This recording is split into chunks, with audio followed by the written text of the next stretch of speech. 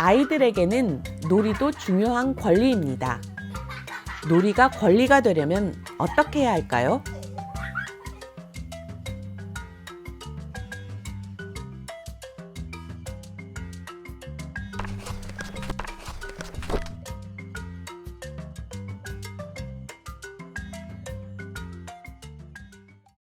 (16세기) 네덜란드 화가인 피터르 브르헬의 아이들의 놀이라는 그림에는 다양한 놀이를 하는 아이들이 등장합니다.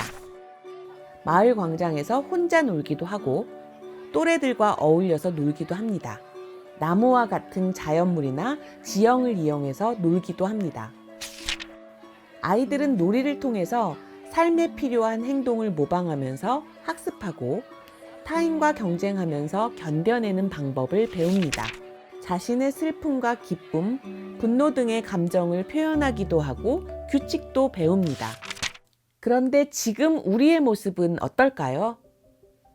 놀고 싶어도 놀 만한 공간도 없습니다. 동네 놀이터에서 아이들의 건강을 위협하는 물질이 발견되어 문제가 되기도 합니다. 특히 최근에는 감염병이나 미세먼지 등으로 실외에서 친구들과 만나서 노는 것이 점점 더 힘들어지고 있죠.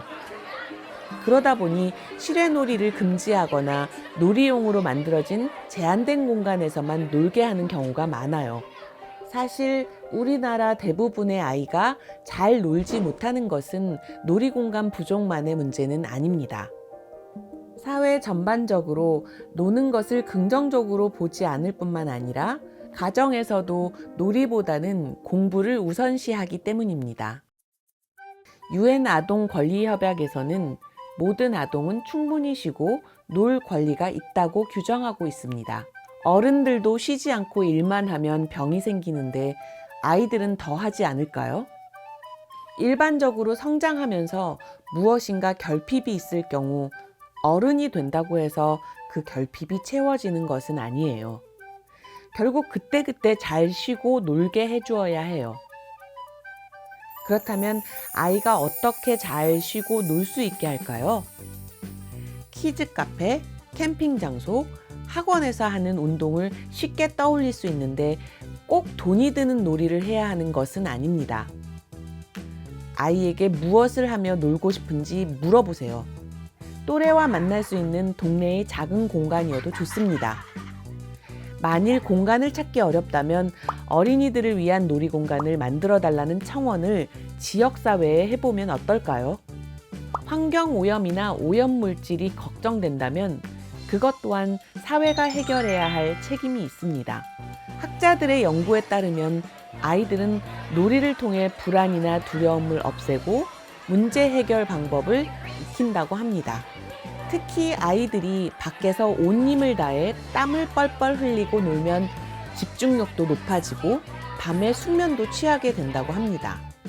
실외 활동을 많이 하기 위해서 아이가 놀면서 부딪히는 위험에 대해 양육자가 조금 덜 민감할 필요가 있어요. 아이는 놀면서 사소한 위험을 경험할 수 있다는 것을 인정하자는 것이죠. 그러나 진짜 위험과 사소한 위험은 구분해야 합니다. 그렇다면 실외 놀이공간에 못이나 칼 같은 위험한 물건이나 환경 호르몬이 나오는 놀이기구를 두어도 괜찮다는 얘기일까요? 당연히 아니죠. 미세먼지가 많은데도 야외에서 놀게 하자는 것도 아니고요. 다양한 안전사고는 사전에 방지해야 합니다. 이를 위해 놀이공간의 안전을 점검하고 정부의 안전장치를 요구하는 것이 양육자들이 아이들을 위해서 해야 할 당연한 권리이자 책무입니다. 반면에 친구들과 싸워서 살짝 긁히거나 흙을 만져서 옷을 더럽히는 것은 아이가 놀기 위해 감수해야 하는 사소한 위험이죠. 진짜 위험을 충분히 막고 사소한 위험을 감수하면 아이들은 실외 놀이에서의 모험을 통해 스스로 위기를 극복하는 방법을 배울 수 있습니다. 또 이런 놀이를 할 때 남자아이와 여자아이의 놀이를 구별하지 않는 것도 중요합니다. 남자아이와 여자아이의 놀이를 구분하면 아이는 어릴 때부터 성역할 고정관념을 가질 수 있어요. 놀이 방법이나 놀이 공간에 남녀 차이를 두지 말아야 합니다. 아이들의 충분히 쉬고 놀 권리를 위해 환경을 만들어주고 놀이를 즐기는 아이를 마음으로도 지지해 보아요.